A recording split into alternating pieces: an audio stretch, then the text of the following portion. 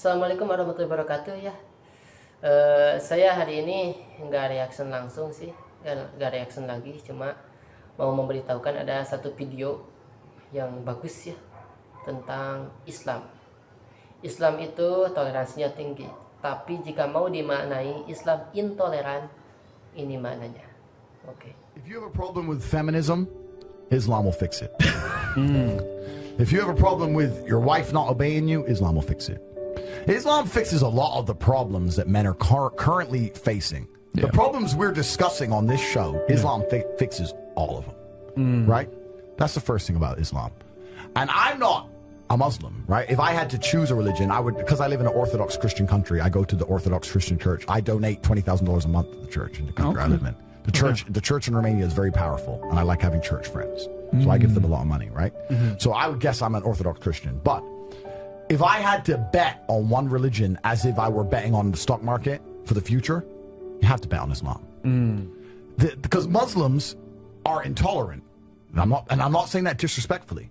Because if you're tolerant of everything, then you stand for nothing. Yeah. Facts. Christians are so tolerant now that you can go to church. These girls will get fucked on a Saturday night and go to church on a Sunday morning and get fucked on Sunday night, and it's no big deal, right? So you don't believe it. They have gay pastors that I'm not even anti-gay, but if the book says don't have, like, what the fuck? What do you believe in now? If you're tolerant of everything, you stand for nothing.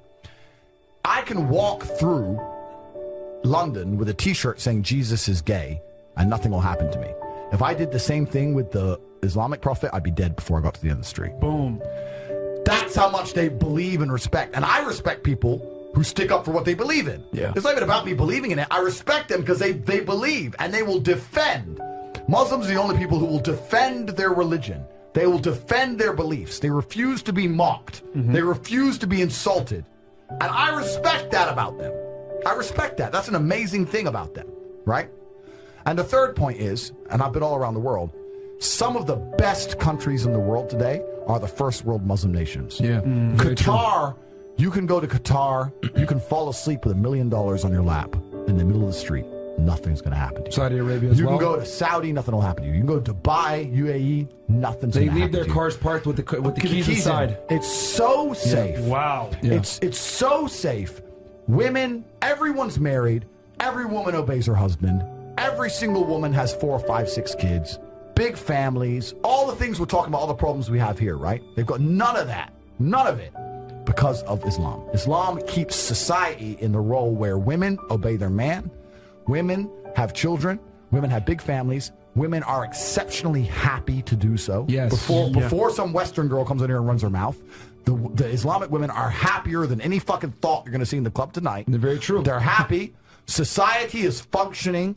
Their population is growing, because in most Western countries, the population is declining. Yep. Tim Cass was talking about it today. I was talking about, we were two people have one kid.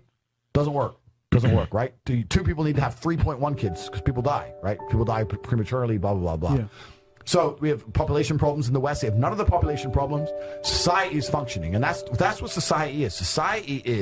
Society starts at the smallest possible group. You have families, and families make a street, and that street makes a village, and that village makes a town, that town makes a city, and that city makes a country. So if it's broken at the very fundamental level, if its family level's broken, then it's broken the whole way up. Yep. And that's what's happened in the West. And the first world Islamic countries have none of those problems. So if you're going to talk about a belief system that fixes issues, you need to go to Islam. And I will say this that will fix everything. And look, I'm not Muslim, but half my family's Christian, half is Muslim. Sorry to say this, the half that's Christian, they're all divorced. The half that's Muslim, they're still married, hella kids, and they're happy. The wives do serve their husband, the kids understand the roles, and generally they're happy. You're right on that, 100%. So I just have absolute, even though I wouldn't identify as Muslim, I have absolute respect for the ideology, respect for the mentality, respect for the warrior aspect of it. I respect it. They don't play. They don't play. You can't insult their shit. But you can insult the church all day. You can make fun of it. There's a fucking show on Netflix about a gay Jesus. That's a joke, right? Ha, ha, ha. And what do the Christians do? Nothing.